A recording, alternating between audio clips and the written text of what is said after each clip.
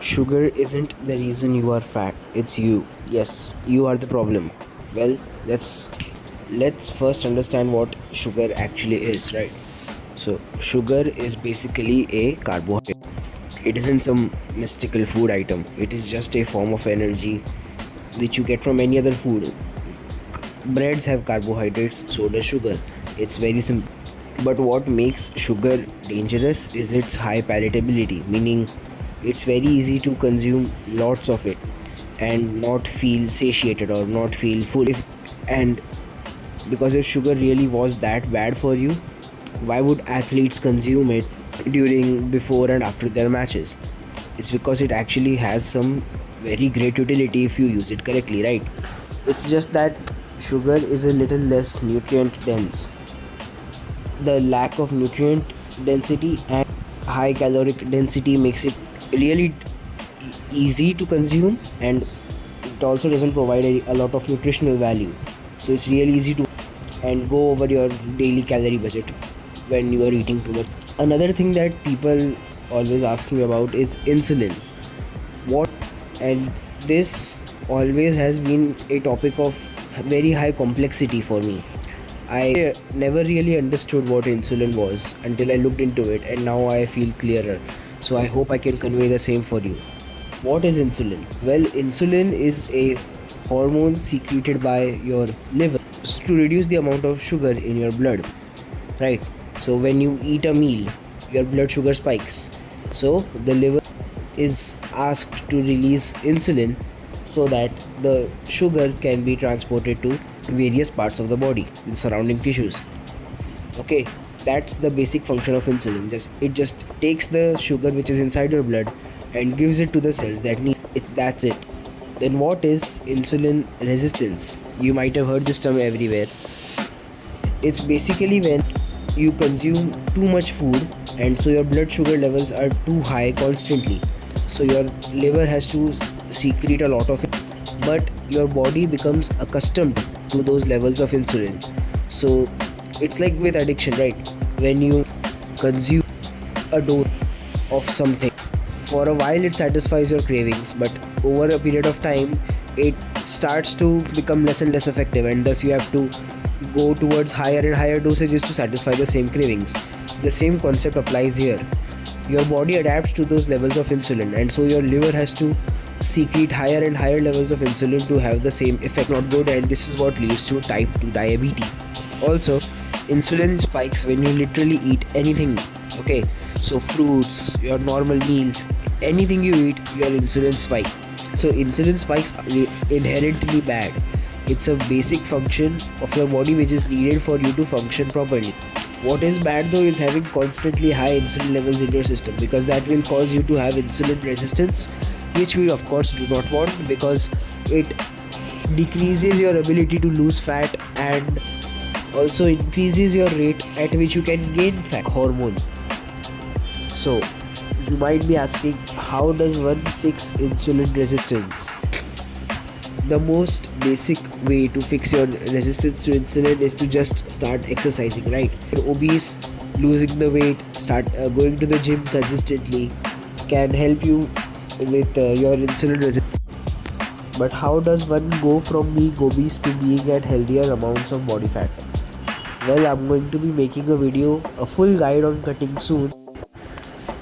One thing that has helped me and my clients which I've coached is helping them with their approach towards food, because approach food can is half of the equation. Okay, so fat loss has two components to it: how much you eat and how much is your total daily energy expenditure.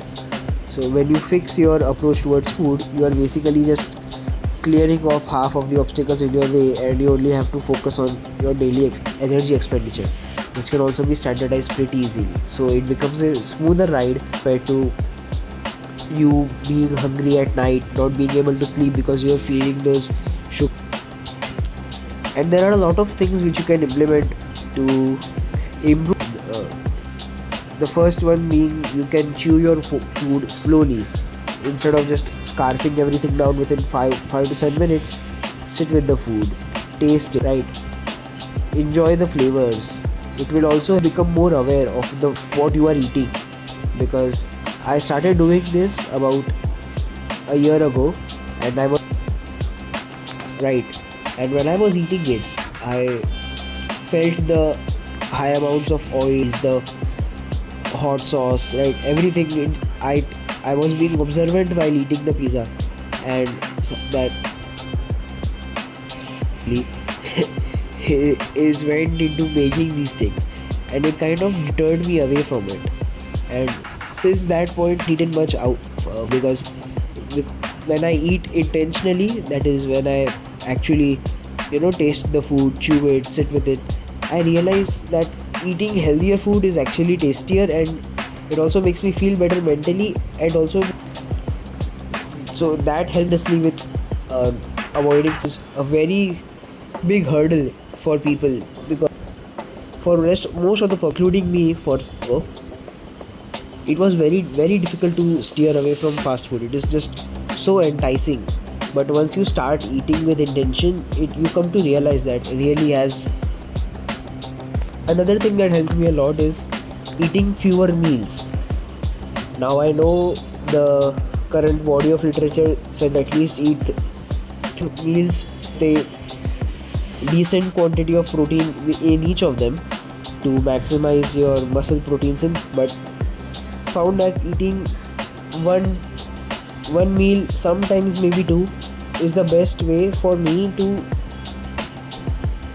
because whenever I sit down to eat, I want to eat lots of food. I can't have 3 to 4 meals which are new, but have them in quick succession, so 3 to 4 hours of interval between each of them.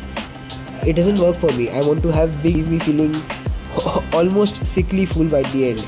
So what I do, eat breakfast, then I don't throughout the day, and then I eat dinner. Both of these meals are quite large in quantities, but because of the earlier things I talk about, right, the chewing your food slowly, tasting the food properly, I actually don't end up eating as much, and so it becomes very easy to stick. Another thing that can help is not having calorie dense foods in your, as basic as it sounds. If you have calorie dense foods in your pantry, you will end up eventually eating them sooner or later. Then just why buy them? There is no need to. If you just control the buying impulse and just buy the foods that you know that are healthy for you, it will be way.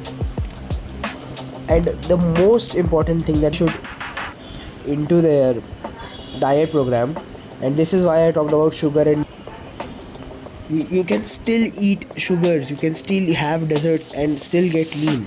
I have seen it, I have done it, I have coached clients through it. What I do is after every meal I consume some form of candy or chocolate. I'll usually a Jolly Rancher, maybe some. You can treat yourself to these things as long as you have your macros and your micros in check. You can have these things together, and science-based folks are going to talk about the food matrix only, but those things are only 5% of the picture. Actually sticking to a diet consistently and applying these things will basically get you 95% of the way there. Of course, the food matrix matter. If it approach is, if you can fit sugary desserts in your macros and micros, and I think you should make efforts to do that. You should make efforts to keep space in your macros. It will actually push you to eat healthier meals, and it will also act as a form of motivation for some, that I will be having this sweet dessert later. You will have something to look forward to, and so you will stick to your diet for a longer course. Doing this is a little advanced, and it comes with some level of, because most people, when they are given the opportunity to consume desserts, people quickly overconsume without a second thought. So if you are going to hop into a diet, you can skip this, but once you have a good and mature relationship with food developed, this is a very that I urge everyone to at least try for a week and see how it goes, because it makes the dieting process a lot more easier mentally, and I hope this helps.